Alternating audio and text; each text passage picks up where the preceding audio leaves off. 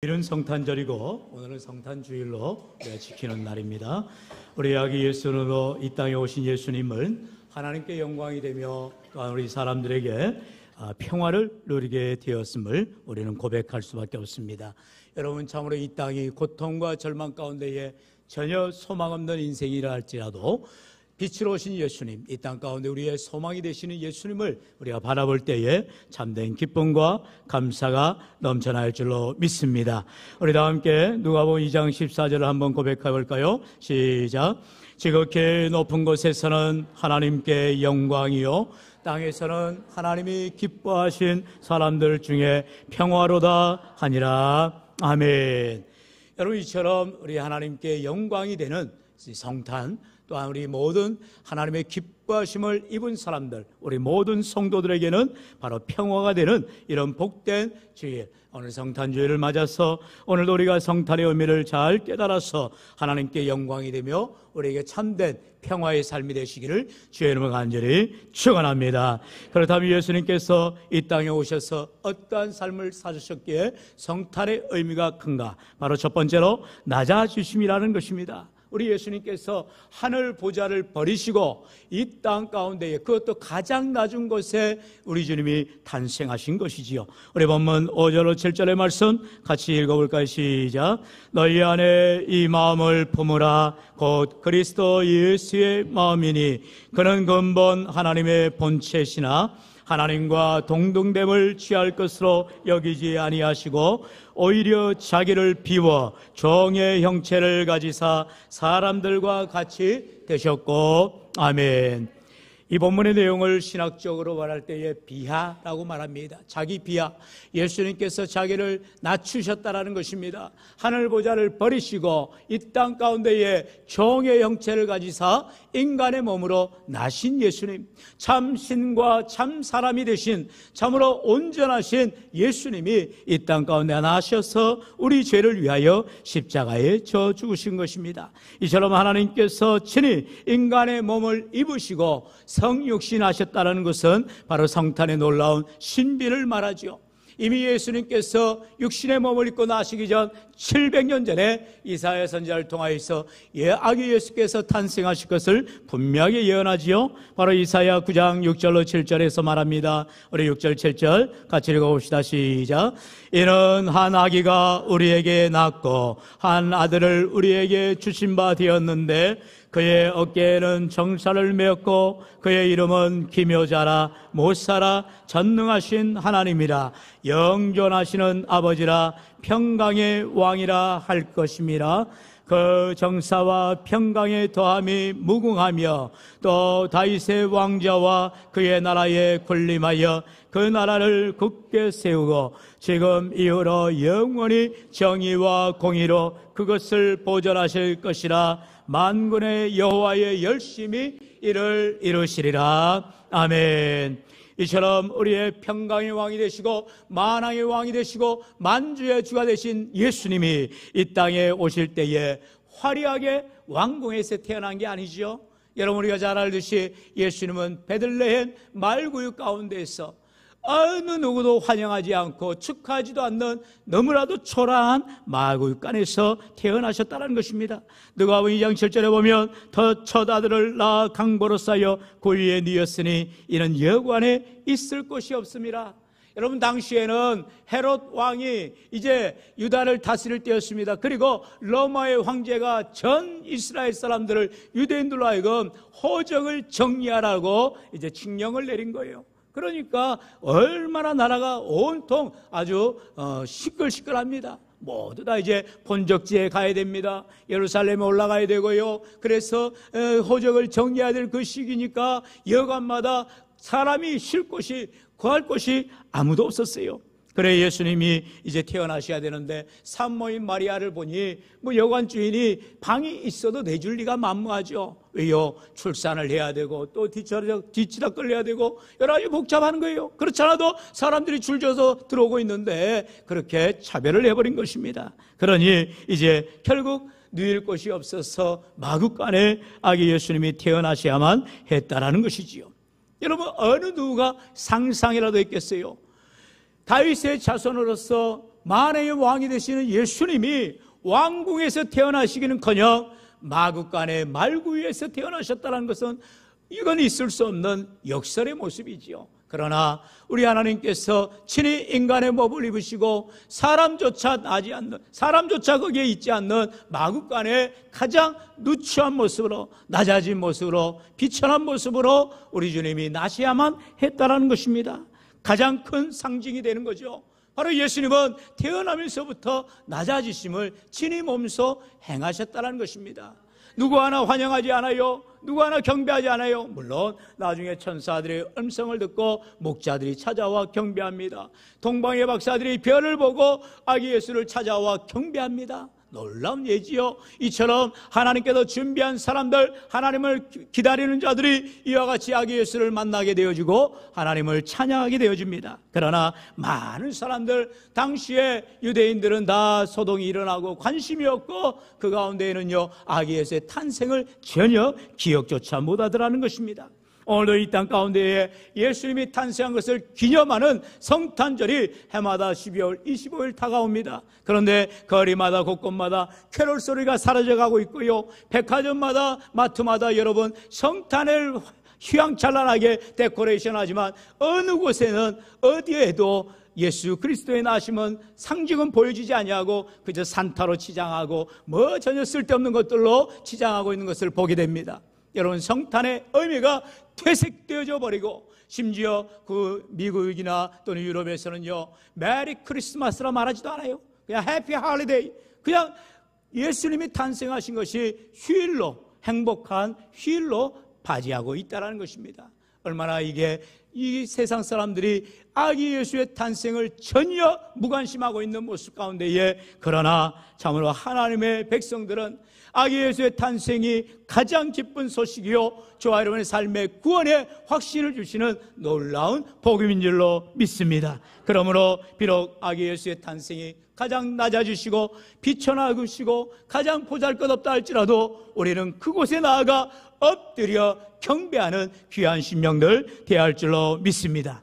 여러분, 예루살렘 베들레헴에 가면 이제 아기 예수님의 탄생 기념교회가 있다고 합니다. 여러분 꼭 그런 성지순례들을 가보세요. 뭐 안 가면 구글링으로 해서 꼭 그런 장면들을 보실 수 있는데요, 그렇게 아기 예수 탄생 기념교회를 들어가는데 어떻게 해놨어요? 사람들이 허리를 숙이고 들어가도록 돌을 이렇게 막아놨다고 합니다. 큰 대리석으로요. 왜요? 예수님이 탄생하신 곳인데 어떻게 허리를 꼿꼿이 세우고 들어가냐는 거예요. 그래서 허리를 숙이고 겸손히 들어가야 된다는 것이죠. 이런 많은 것을 의미합니다. 오늘도 우리가 예수님의 탄생을 바라보면서 정말로 주님 앞에 겸손히 나아가 우리 주님이 낮아지신 것 같이 낮아지고 주님을 섬기는 겸손의 마음으로 나아갈 때에 우리 하나님께서 크신 은혜를 나눠주실 줄로 믿습니다. 두 번째로 성탄의 의미는요 바로 십자가 지심이라는 것입니다. 예수님께서 왜 태어나셨느냐? 바로 사명 때문에, 예수님이 해야 될 일 때문에 태어나셨다는 거죠. 바로 십자가를 지시기 위함이라 말합니다. 오늘 본문 8절 같이 읽어봅시다. 시작. 사람의 모양으로 나타나사 자기를 낮추시고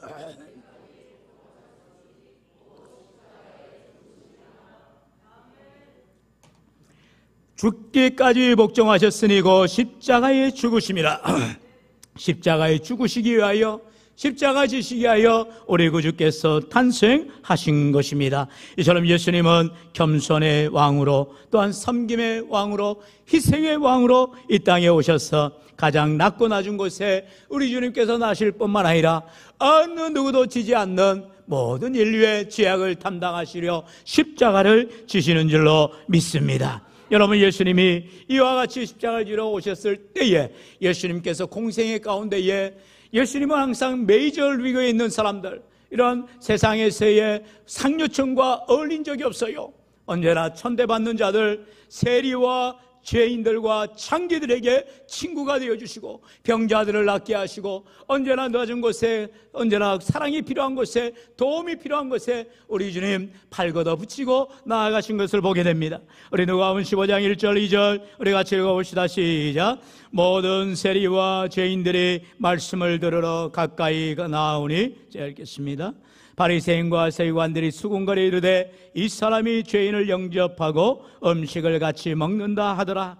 여러분, 예수님 앞에 모든 세리와 죄인들이 나오는 거예요. 그러니까 그 당시에 종교주의자들, 이제 바리새인과 서기관들은 아니 어떻게 메시아라고 하면서 그리스도라고 하면서 어떻게 죄인들이, 어떻게 세리들이 예수님 앞에 가까이 나아가느냐, 아이고 나는 저 자리에 못 가겠다, 그러면서 이렇게 종교주의자들은 차별하는 것을 보게 됩니다. 여러분, 지금도 마찬가지예요. 예수님을 환영받지 못하는 교회가 있고요, 예수님에 대한 생명의 말씀을 증거하지 못하는 목회자들이 있고요, 여러분 성도들이 있다는 것입니다. 정말로 우리가 관심을 가져야 되는 것이 예수 그리스도의 나심이요 우리 주님의 십자가임에도 불구하고 그 십자가의 사랑을 외면하고 그저 겉으로 드러나는 종교적인 모양, 형식적인 모양, 외식적인 모양만을 추구하는 우리의 모습이 아니었나, 이 시간 성탄을 앞두고 돌아봐야 할 줄로 믿습니다. 왜요? 우리 주님은 마음이 상한 자에게 다가오셔서 위로하여 주시고, 병든 자에게 오셔서 병을 치료하여 주시고, 배고픈 자를 낫게 하여 주시고, 배부르게 하여 주시고, 무엇보다도 죽을 영혼들을 위하여 십자가에 죽으셨기 때문인 줄로 믿습니다.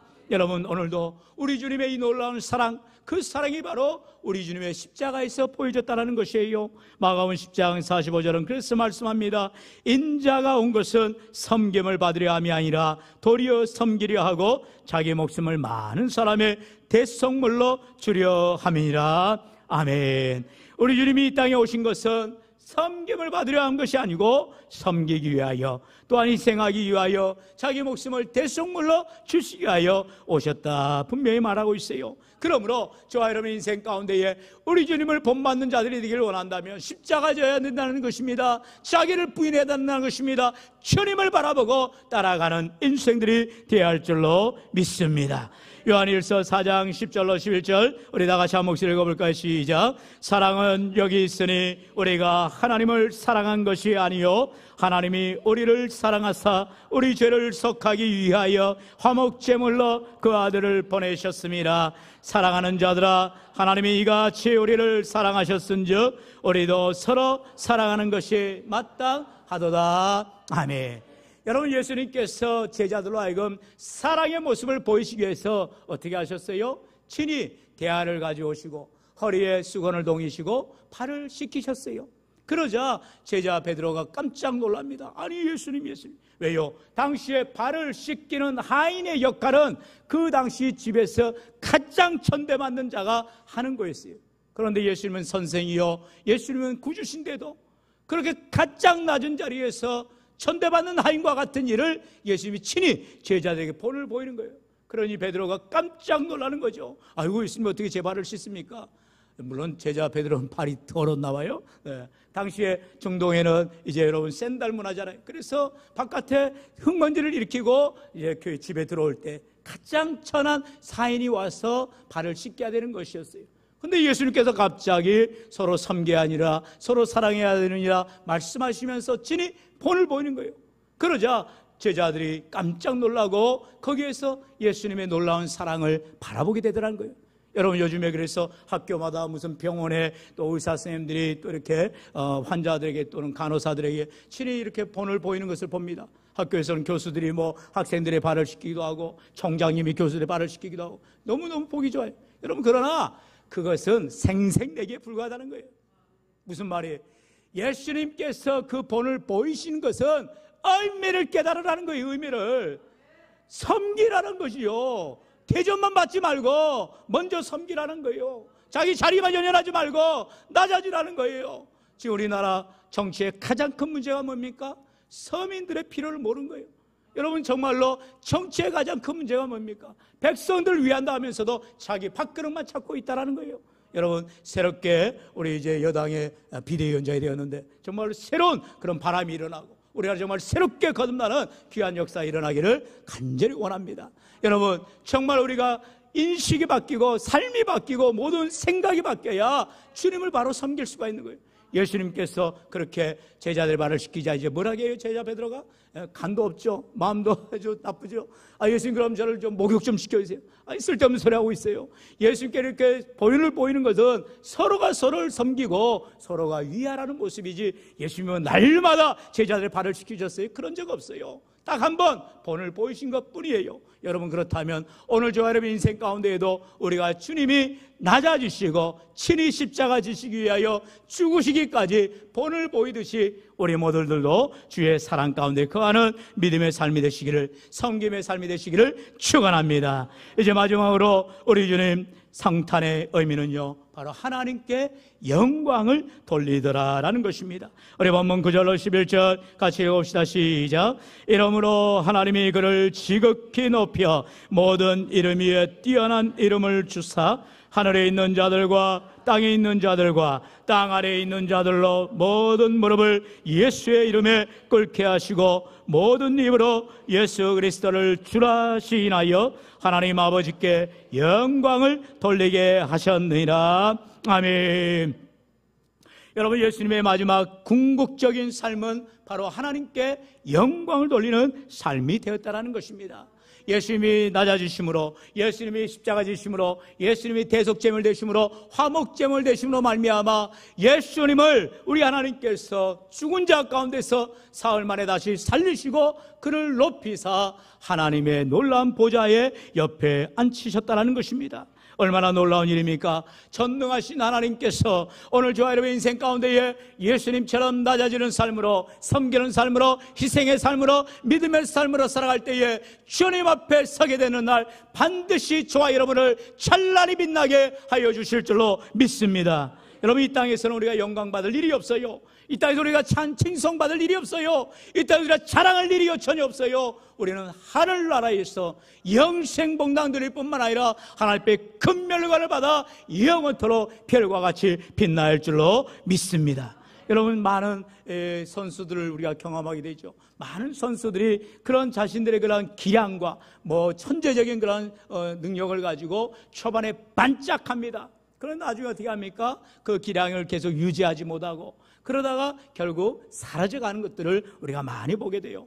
말 그대로 용두사미가 되어버리는 것입니다. 여러분, 신앙생활은 절대로 그래서는 안 되는 것입니다. 처음은 정말 미약합니다. 그러나 나중은 가면 갈수록 믿음의 열매들이 더 풍성해져야 되고 하나님 앞에 드릴 것이 더 많아져야 되고 하나님 앞에 칭찬받아야 될 것이 더 많아져야 할 줄로 믿습니다. 그게 신앙이에요.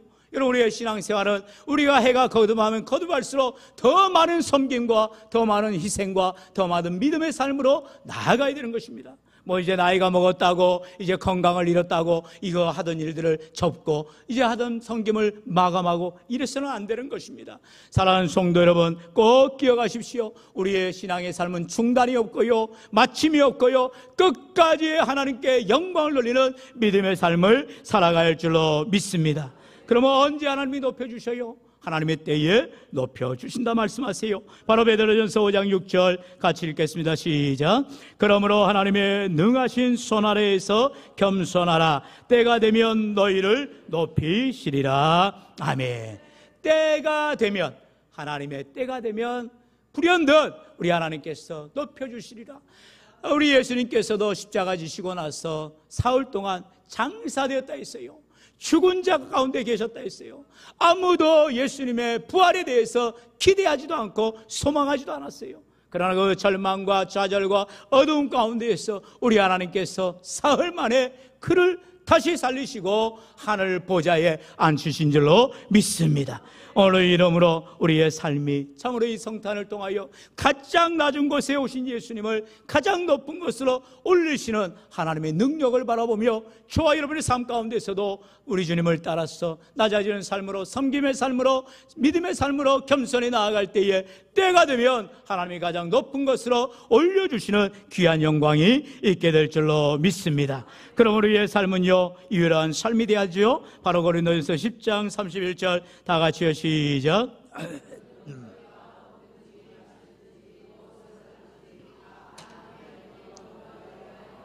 아멘. 무엇을 하든지 하나님의 영광을 위한 삶, 내 영광을 위한 삶이 아닌 하나님의 영광을 위한 삶, 내 자랑이 아닌 하나님을 자랑하는 삶, 나를 높이는 삶이 아닌 하나님을 높이는 삶이 되시기를 주의 이름으로 간절히 축원합니다. 축원합니다.